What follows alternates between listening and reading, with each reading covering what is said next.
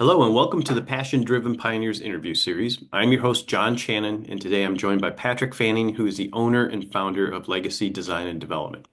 Patrick, thank you so much for joining us today. Hey, John, thanks. Pleasure to be here. Yeah, would you like to just kick us off with a brief background as to who you are, what you do, and then the business that you're in? Yeah, no problem. So, as you mentioned, I run Legacy Design and Development. I am the owner and principal engineer, and I work primarily in the medical device realm.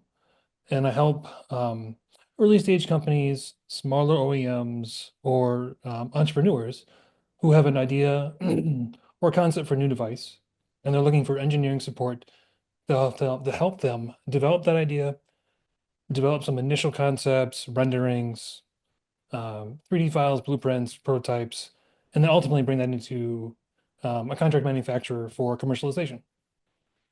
So, what inspired you to kind of go out on your own in this business, or was there a spark that kind of got you moving in that direction? Sure, good question. So I've always, since I was a young man, have had this drive to be self-employed. I can remember back as early as elementary school, wanting to. We had this project we had to do where we had to interview someone in the industry and kind of figure out what made them tick, why they wanted it, kind of like what we're doing today. Um, but at that time, I wanted to open up my own auto body shop and build custom cars. I'm a big car guy, and so that was kind of always that was where my dream was.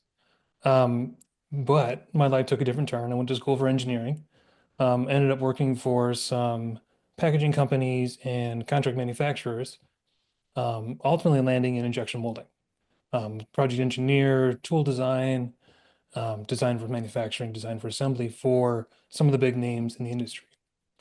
And what we would see is our sales teams would go out and do a fantastic job selling the product, selling our services, selling our offerings, but then when the project team, myself, my support staff, we'd get that project, we would we would learn very quickly that the files didn't make sense, but the drawings weren't up to snuff, the tolerances weren't manufacturable, things just didn't line up. And so we would spend the next couple weeks, month, hammering out the details and moving those closer to the finish line to get them ready for, what they came to us for. Now, of course, while you're going through this, the goal line, the goalpost doesn't change. And so we're burning through our capital. That delivery date's not moving, we're eating up our time. And so then you got to scramble to kind of get it back on track and to the finish line. Well, it dawned on me that if the big companies, the Johnson Johnsons, the Medtronics, the Boston Scientifics, and like, are having some of these challenges, and they have their own struggles for it. I know why it can happen, but I know for a fact that the entrepreneur who's building a device in his garage, the doctor who's got an idea for something, or maybe the small OEMs who just don't have the staff on hand are having these exact same struggles. And so I wanted to help those folks and those teams fulfill their destiny, or fulfill that desire that they have. So I started my business in 2020. Um, and then worked at nights and weekends on it. And I would have my day job during the day, and then so I had my was it my 9 to 5, and then I had my 5 to 11 where I'd work on the business, and then rinse and repeat until 2023 when I was able to transition to full time. So, let's talk a little bit about what was it like working this as a side hustle. And is that something do you feel is a good thing to do when you're first getting started? So I'll answer that second question first. Yes, I think it was for me it was the right call. Good. Um, at the time, I was the sole breadwinner for a family. I have three small children at home. So I couldn't step away from stable income. So I would do my day job during the day, and then at night I'd come home, be dad for a couple hours, get the kids to bed, and then that's when I would dive back into legacy design. And so it was the way I had to do it for myself, for my family. But I feel like I learned a lot. So like I didn't take on a lot of clients during that time, but I definitely learned how to manage my budgets, how to get creative with marketing, how to divide, no, hone my skills in design to be efficient. And so for me, I think it was critical. Yeah, no, it sounds like actually you learned quite a bit as a result of being able to do this as a side hustle. And it doesn't seem that it burned you out too bad. No, no, it was definitely it was definitely exhausting and tough going through it, but the reward was worth it. The Okay. reward was worth it. All right. So we're a couple years in now. Yes. Talk to us kind of about what you've done in the first couple years. Yeah. So business started was traditional home business. We had an extra bedroom. That's where my office was. Had a 3D printer in there, my computer, a couple books. Quickly outgrew that office and moved into the garage. Of course, we live here in Wisconsin. My garage isn't heated. So I had to get creative there. So I had to build an insulated box for my 3D printers so I could continue to print in the minus 20 degrees and still maintain the temperature I needed. But at least it afforded me more space in the garage. So I had a printer set up. I had a 3D printer set up. I built a um, thermoforming uh, device for making packaging designs for concepts. And then so I did that for about a year, and then I outgrew that space. And so now I'm in my current office. I've got an office downtown where I live. I've got 1,300 square feet of manufacturing space. So I've got my printers, my assembly area, my shipping area, and all that, and then my design center where I can kind of focus on what I need to for the business. Anything in the first couple years that you learned that you didn't necessarily expect? It's amazing what you can do with what you have. So, you know, when I was building my business, I was researching different um, what's the just to kind of stay present and up to date and on what's going on in the business world. What are some of the trends in the marketplace, right?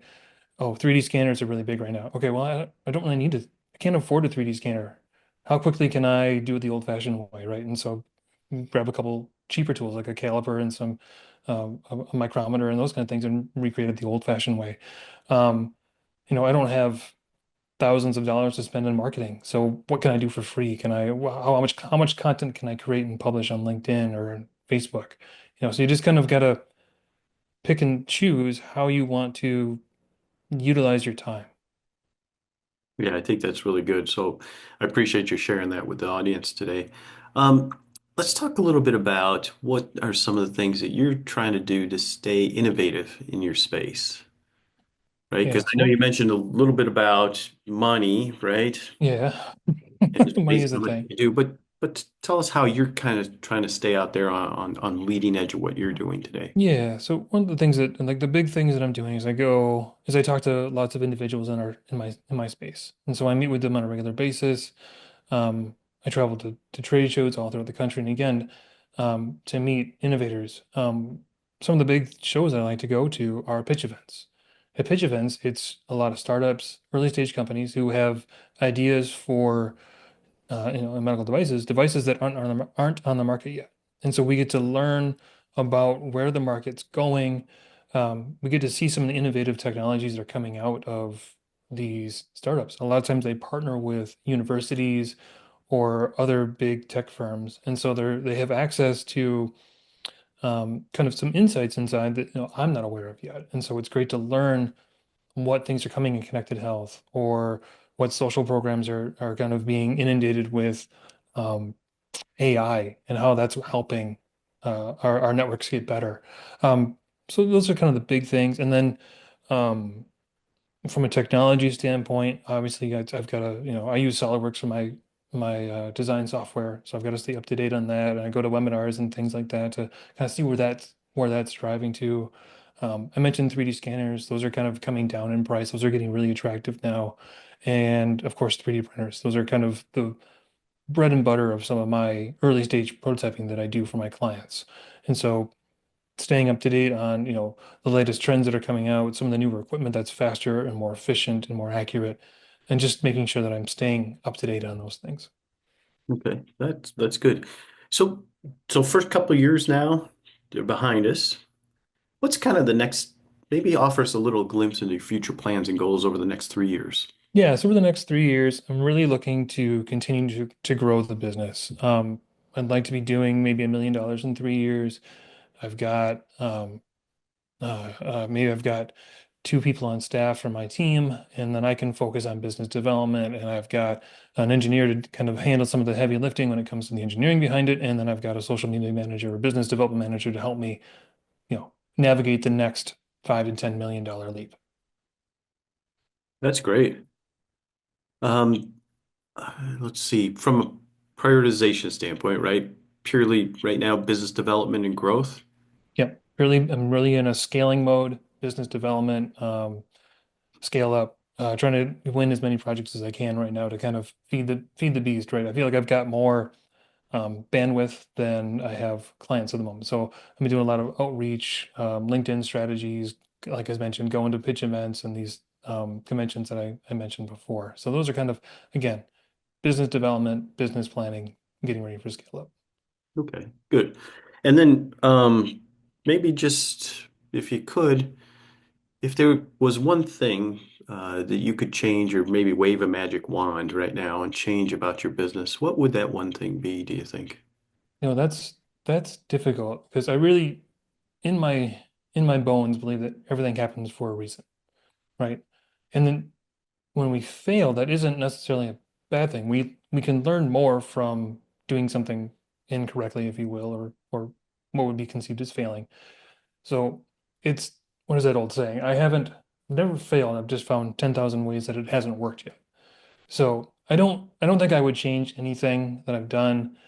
I mean, let me rephrase it. I think I've purchased some things I didn't necessarily need to purchase, but I learned a lot through that process of what does this shiny thing tell me? Okay, did I actually need it? No, but now I know that, and I know I learned what it is supposed to do, and I can incorporate those things into my workflow. Hmm. Um, so I don't think if I wouldn't have done it, I wouldn't have learned that. So I don't really think there is anything I would change. I might not be, I might criticize myself for some of the decisions I've made, but again, you don't know until you don't know. You don't know what you don't know. So I don't think I would change it. Oh, that's good to hear. That's good to hear. Now, one more question, maybe just about your business and business model. You mentioned clientele. Do your clientele, you work a project with them, and then are they coming back to you with additional Yes. projects? Yeah, exactly. So like I've got a couple of clients right now where we started with one device or one component, one product. Um, and it went so well that as we were going through, they had ideas for, the Genesis sparked and they had an idea for the next device. So we focus on the one that we're working on, and then we start working on the next one once it gets to a spot where we're able to. And it's been really exciting. I've had a couple clients now where um, I got into it, right? And I'm helping them solve a problem that they have. But while I'm working on that problem, I see off kind of in the distance and the peripherals of the scope of my project, I can hear murmurs that, oh, maybe they're having troubles with something else. And so, I've found that's a really good way to kind of get more businesses. You listen to what your client is telling you, or even what they're not telling you, and maybe you can provide value to another problem that they have that maybe they didn't even know was a problem yet, or that they're struggling with, and you can just kind of step in and provide guidance on that problem that you're not even, necessarily working on. Oh, that's good. Well, Patrick, knowing that this show is going to be targeted towards people who are going to be maybe in their first few years of business or even just thinking about starting up a business, do you have any final thoughts or words of advice you'd like to share with our audience today? Yes. Talk to everybody you can. It's kind of like I said before, you don't know what you don't know. Um, I was fortunate enough that I got linked up with a networking group in the Twin Cities kind of early on in my business growth. And that has been a wealth of knowledge, right? I can go to I think of these folks as extensions of my team. I can go to them with questions and they can give me answers, um, and provide guidance. Um, Make a plan and stick to it. Set goals and set boundaries and set limits. Don't be afraid to say no. Know what you can do and what you can't do. But also at the same time, don't be afraid to take chances. Because it's in that gray area where we learn and we grow. Well, that's great advice. So I really appreciate you being on the show today. So thank you so much for your time today, Patrick. It was a pleasure. Yeah, it was great meeting you, learning a little bit more about your entrepreneurial journey. And to everyone watching, I look forward to seeing you in our next episode.